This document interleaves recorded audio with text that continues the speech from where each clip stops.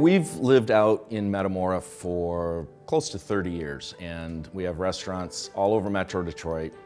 And the White Horse Inn is Michigan's oldest restaurant, but it was kind of poorly run over the years, and we'd come here to eat, and kind of over time it ran down, and eventually it went out of business. And the old owner, he just closed, he left.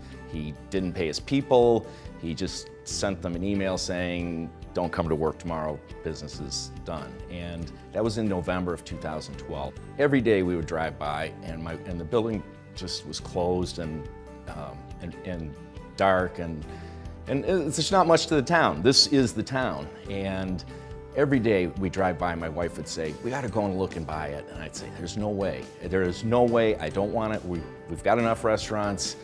I don't want to take it on. The place is a dump. I mean, it was just in terrible, terrible condition. So finally, by Easter, she wore me down. I said, fine, we'll go in and look.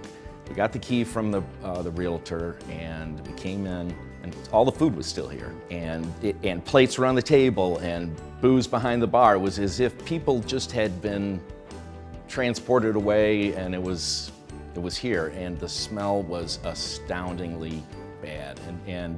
But you know, we've been in restaurants, and we looked around, and we quickly determined if we were going to do it, we had to do something pretty spectacular.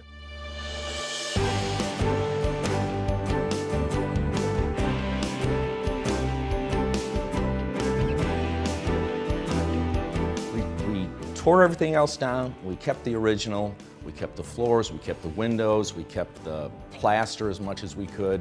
And then with the new part, we tried to do something different, unique, that blended in with the old part. And it took a long time, and I think it's pretty cool. We're happy with it. The horse mural was just a remarkable set of circumstances, how that came together, or coincidences on how that came together. My wife and I had been in France probably 10 years ago, and we went to the Royal Riding School at the Palace of Versailles. And on the walls of the arena were these charcoal drawings, and it almost looked like a Da Vinci sketch. And it's old, and it's at the Palace of Versailles, and we thought, no, it's been up here for 300 years. And so 10 years later, we're working on the White Horse, and we had that big expansive wall, and my wife said, I really want to do a mural like what we saw at the Palace of Versailles. And she tried to find artists. First she started locally, then she went to national artists, and she couldn't find anyone that she felt could do justice to that vision that she had in her head from the Palace of Versailles. And on a whim, she looked up the artist and thought, well, maybe he's got a son. And well, it turns out he's still alive. He's Jean-Louis Savat. He's 76, 77, and doesn't speak a lick of English. But through a friend who's French, we contacted him. We explained what we were doing, and he said not only was he interested, but he would just charge us basically his expenses and a little bit for his time, because his work it's all over the world.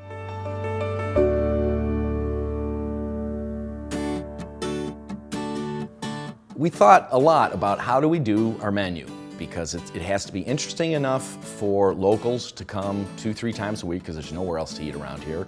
And it has to be different enough and special enough and high enough quality so that people that drive an hour will come and say, yeah, that was great. I had something that was wonderful, and it matched my visual experience. And so we thought long and hard about the menu, and I think menus in the end are about compromise.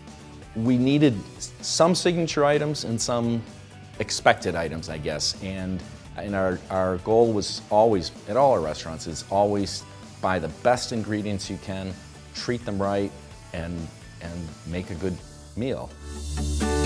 One of our signature dishes is Elvira's Hungarian goulash. She was Miss Michigan.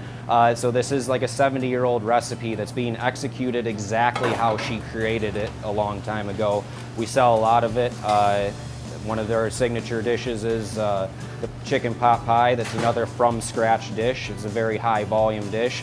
Again, that's made from start to finish. There is no synthetic product put into that. It's a high quality protein that we're using in that. All of our desserts are also made in-house. We sell a lot of that and really pride ourselves on these desserts. One of the interesting items that our chef came up with was oatmeal pie. A year away from opening, we're working on the menu items, and Linda, my wife, brings home this oatmeal pie. And it looks like what it sounds, oatmeal pie. And she said, yeah, I think this would be a good dessert item. And I'm like, who's gonna want oatmeal pie for dessert? She said, well, just try it. And I said, I don't even want to try it. So we went to bed.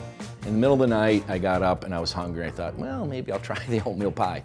I ate the whole pie. So Linda got up, and it was really good. It's kind of like a pecan pie, not quite as sweet. It's like an oatmeal pie. And so I ate the whole pie. Linda got up in the morning and she said, where's the oatmeal pie? I wanted to have some for breakfast to try it. And I said, well, I ate it all. And so anyway, oatmeal pie's on the menu. We serve it with our homemade ice cream, and it's a huge seller. People will ask for it, and where are you gonna get oatmeal pie? It's just all these great things fell into place, and here we are 3 years later, and we get 150,000 people a year through our doors and in sleepy little Metamora.